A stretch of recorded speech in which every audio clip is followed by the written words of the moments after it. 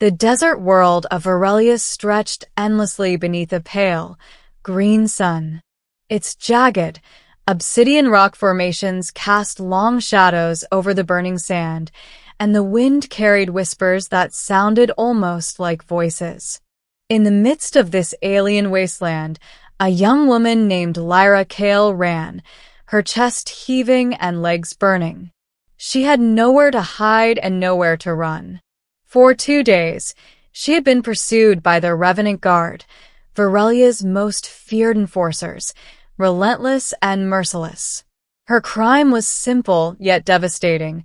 She had uncovered a secret that the Varelian rulers, the Triarchs, desperately wanted to keep buried. Information about a weapon capable of annihilating entire colonies had fallen into her hands, and now every shadow seemed alive with danger. Lyra's pulse pounded as she ducked behind a towering shard of black rock, her fingers brushing the small data shard in her satchel. Sweat stung her eyes and she wiped it away, knowing she couldn't slow down. Somewhere out there, she didn't know exactly where, he was coming. Eric's Thorn, the man who had been sent to eliminate her. She had heard the rumors, cold, efficient, unfeeling. The stories spoke of those who crossed him disappearing without a trace, their screams swallowed by the desert winds. But Lyra had no choice.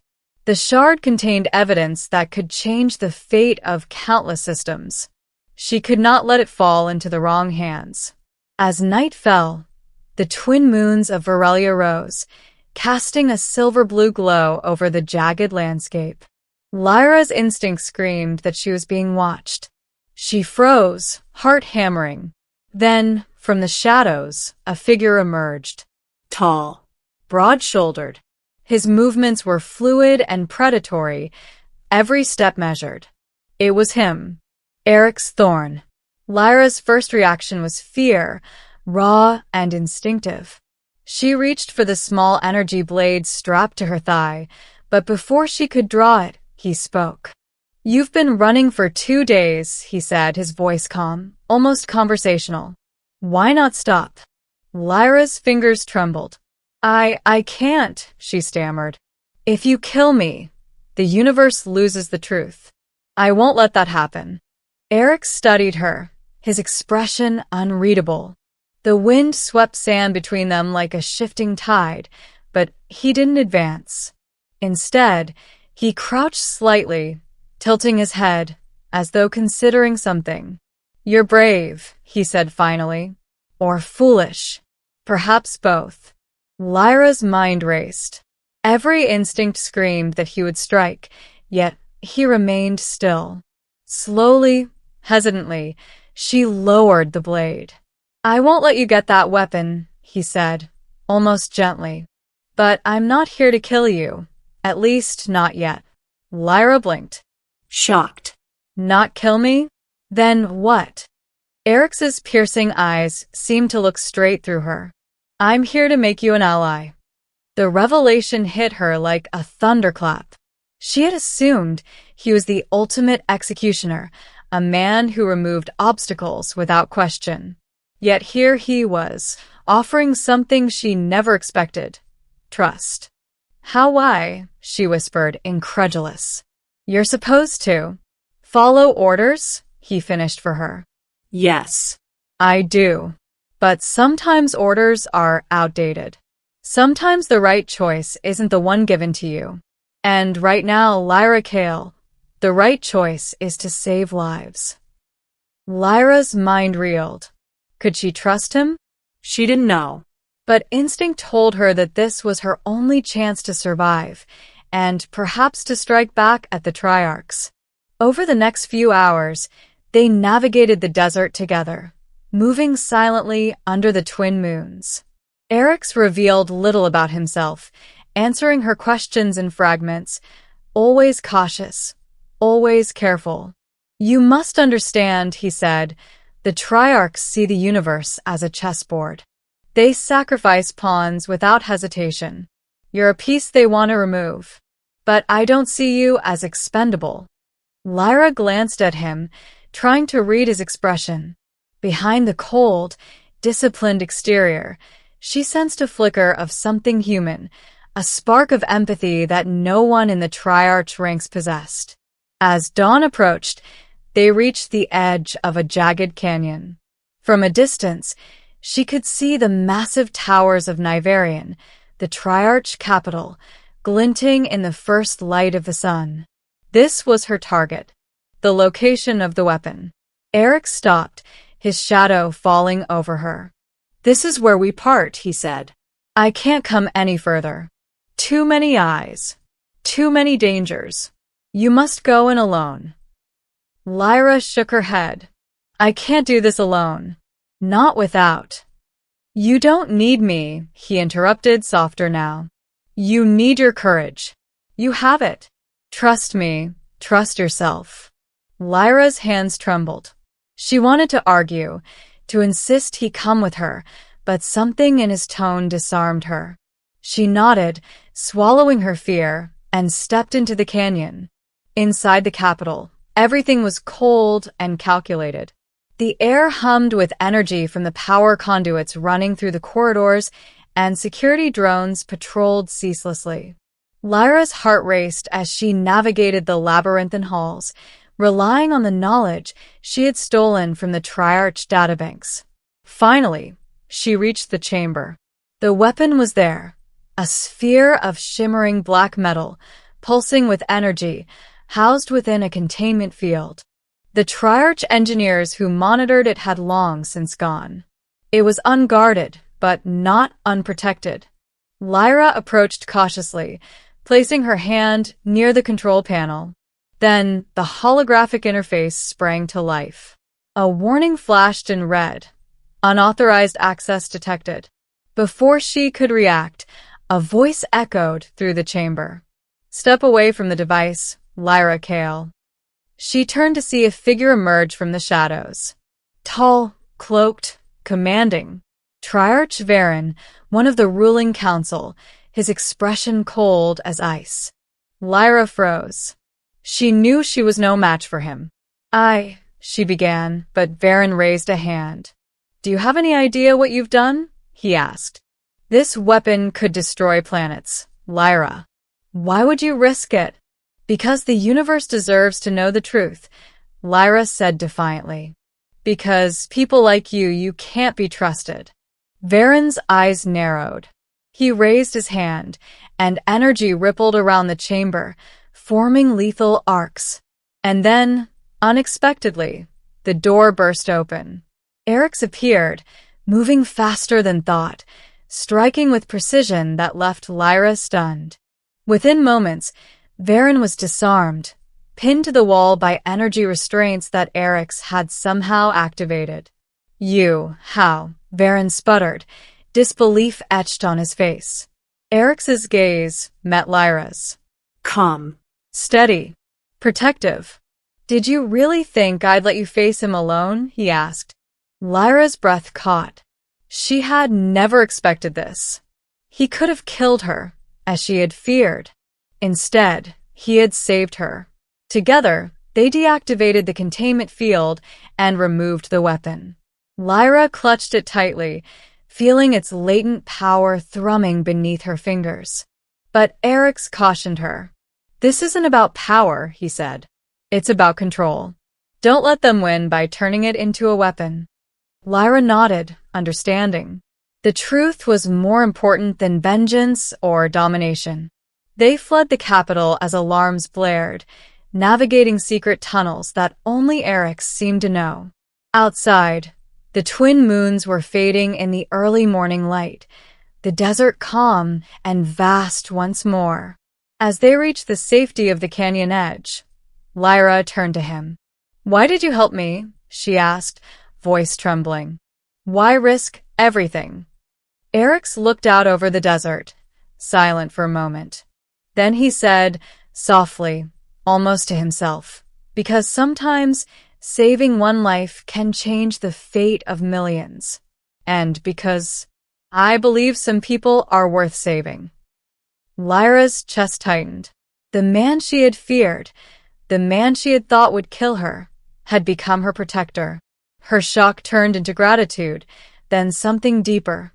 Trust. I never thought anyone like you existed, she said, her voice barely audible. He finally turned to her, a hint of a smile touching his lips. Most don't. That's why I exist. They stood in silence for a long moment, watching the desert awaken beneath the twin suns. The danger was far from over, but for the first time, Lyra felt hope. Hope that even in a universe ruled by fear and power, there were still those who chose to do what was right. And in that moment, she knew one truth above all. Sometimes, the greatest shock isn't violence or betrayal. It's discovering that someone you feared could be your greatest ally. The desert wind blew across the canyon, carrying their shadows forward as they began the long journey to reveal the truth to the universe, together. As Lyra and Eric stood at the canyon edge, the twin suns casting long golden streaks over the jagged landscape, the reality of what they had accomplished began to sink in. They weren't just fugitives. They were the carriers of a truth so dangerous that entire empires would try to silence it. Yet in that vast, quiet moment, they felt free. Lyra clutched the data shard tightly. We have to get this to the Outer Alliance, she said.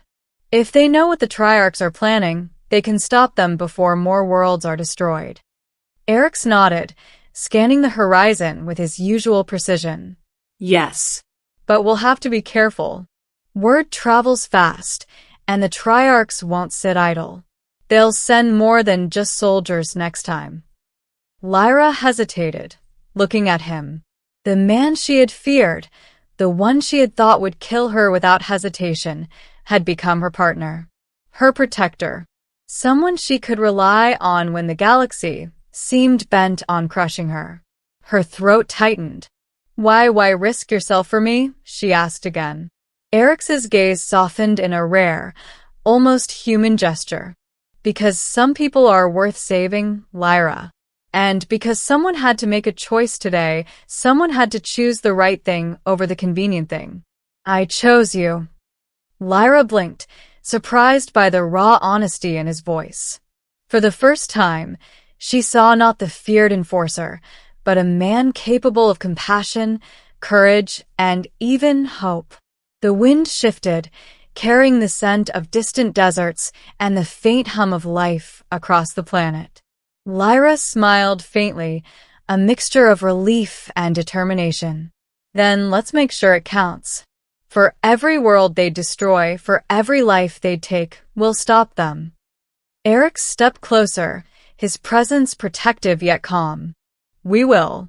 And we'll do it together. They began their trek back to the waiting ship, a small, unassuming vessel hidden in a canyon crevice. As they climbed over black rock ridges, Lyra glanced back once, taking in the city of Nivarian, now far below, glinting like a jewel of corruption. She had come so close to death, so close to being silenced forever. And yet here she was, alive, with the power to expose the truth. Do you ever regret it? She asked softly, almost to herself. Choosing to fight instead of hiding? Eric's shook his head. Regret is for those who choose wrong. And we've chosen right. That's enough. For a long moment, they walked in silence, the twin suns rising higher, bathing the desert in warmth. The shadows of the past, the fear, the pursuit, the deaths they had witnessed, seemed to fade beneath the light. Finally, they reached the ship. Eric's opened the hatch, and Lyra climbed in, placing the data shard in the secure hold. She looked back at him. You could leave, she said. Go back to being what you were. Eric's paused, his figure silhouetted against the canyon. Then he smiled faintly. And miss all the fun? No. Besides, someone has to make sure you survive the rest of this adventure. Lyra's heart gave a small, unexpected leap. For the first time, fear had been replaced by trust, and maybe even something like hope. The engines of the ship roared to life, lifting them above the jagged rocks. From above, Nivarian looked impossibly small, a stark reminder of the empire they had defied. Lyra glanced at Eric's, who remained calm at the controls, his usual stoicism softened by the events of the past day. "You surprised me," she said quietly. I thought you would kill me. Instead, you shocked me." Eric's smile widened, faint but unmistakable. "Good," he said. "That's the point. The universe is full of surprises. Sometimes the most dangerous person can also be the one who saves you." Lyra laughed softly, a sound that felt foreign after days of terror, and for the first time in a long time, she allowed herself to believe that they could succeed, that the truth could survive, that she could survive. As the ship ascended into the sky, the deserts of Varelia shrinking beneath them, Lyra realized something profound. She had been ready to face death at every turn, prepared to fight alone. And yet, it wasn't strength alone that saved her. It was trust, courage, and the shocking realization that someone she had feared could, in the end, be the key to her survival, and maybe even the salvation of countless others. The stars stretched endlessly before them, vast, uncharted, and full of danger. But Lyra knew one thing with absolute certainty. As long as Eric's was by her side, she would face whatever came next. Together, they would expose the Triarchs, protect the innocent, and turn fear into hope. And sometimes, the greatest shock of all wasn't death or betrayal. It was discovering that someone who could have killed you chose instead to save you. The ship shot into hyperspace, leaving Varelia behind. The galaxy awaited them, full of danger and uncertainty, but Lyra felt something she hadn't felt in a long time. She was alive. And for the first time, she felt unstoppable.